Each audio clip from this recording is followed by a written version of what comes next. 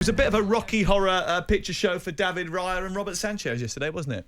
Yeah, they were trying to out-calamity each other at one stage, weren't they? I mean, Perry's already brilliantly assessed Raya's part in the second goal, which was definitely a cross from Mudryk, by the way. But not just that, it's his distribution as well, which obviously is the whole reason they signed him.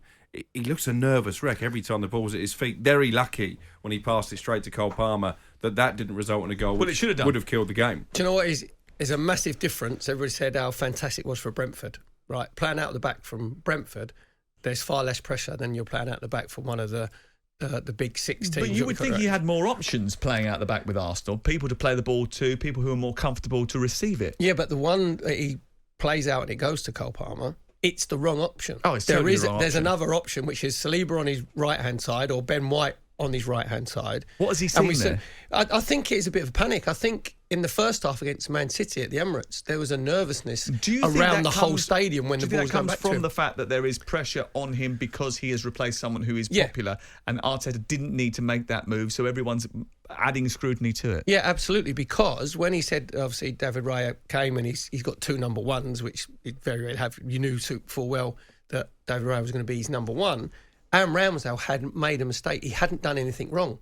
So then that puts I think Everton was the first game away, wasn't it? And he kept a clean sheet. Didn't have a save to make. Yeah, exactly, yeah. But you do put the goalkeeper under miles more pressure. And I'm just looking at Mikel Arteta, and it'd be interesting to see what he does, because he's, as I said before, he said he's going to treat the goalkeeper the same as outfield players. In the last two games, David Raya has been poor. Well, he says that. Wait, let's hear from him. He says he's got a rather strange response for how he feels about goalkeeper David Raya and his performance. But we have to see, the wave, when you see it, you are next to the sun on the beach, but the waves comes from 100, 200, sometimes 2 kilometers away. I look at the wave very far, not when the wave is already, it's too late. Mikel, will he be disappointed though with their second goal? The goalkeeper? Yeah, I haven't seen it on TV, so I don't know the position, if there is a deflection, so I will look at it and that's it. Just finally, you would have heard the news about the tragic loss of Sir Bobby Charlton. Would you like to pay tribute? 100%, and it was an enormous figure in English football, in English world. I appreciate it, and I think he inspired a whole country with his way of being and the way he played, and it's a big loss, but I think he will stay forever in football, that's for sure. Well, his comments on Sir Bobby Charlton, as I think everyone's were yesterday, was given with good grace, and they were well thought out. But I'm not sure about the analogy that he used about David Raya's performance. I mean, the idea I think that he's trying to get across is that he's looking to the longer term, and he's looking on the horizon to see what the future holds. You two look a little bit sceptical looking at me. Both of you have got a raised eyebrow. Crookie thought he meant he was going surfing. That's what he thought. What's surfing got to do with it? Crook hasn't got a clue what You he's just going ignored on. it completely. I was just bamboozled, to be honest. That is when the seagulls follow the trawler. That. I think he means like a wave starts, as he said, from 2 kilometres away. It's a little ripple, and he's looking for the crest of the wave, which is going to be further down the line.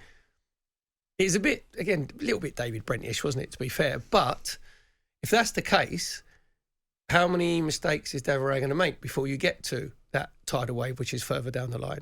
That's the question. But then he almost makes a rod for his own back then, because if he puts Aaron Ramsdale back in, obviously he's admitting a big Champions League game this week, then they've got Sheffield United. Yeah, but do they know then, Ramsdale and Raya, that every time they make a mistake, they're at risk of being dropped? Again, it goes back to my point, and call me old-fashioned, Brighton have been doing this with their goalkeepers. I don't think it's a great idea from Roberto De Zerbi either. It's the one position on the pitch where you need a constant. You need a number one. You can't keep swapping goalkeepers. What it is, what happens when Arsenal were at their best last season, obviously you had Saliba and Gabriel, and you had the triumvirate with, obviously, Aaron Ramsdale behind them.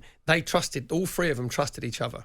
And then you don't have to second guess or second think where you're going to be. So, as you said, you need that relationship, and at the moment, that doesn't look like it's there at the minute. I think we should probably, before we move on to another subject, talk about Chelsea and their performance yesterday. I thought tactically it was spot on from Maurizio Pochettino. The way he deployed Gallagher and Palmer as almost like 2 10s, split strikers either side, which sort of outfoxed the Arsenal back line in the first half, and it took a little while to get to grips with it. I thought it was impressive. I thought Cole Palmer deserves a lot of credit. You love him, don't you? I do. I think he's brilliant. He's got a bit of edge. Do you know why I like him? Because he's a little bit nasty. Yeah. And he's the tackle was nasty when he got booked. He's got a bit about him, and he is a brilliant footballer.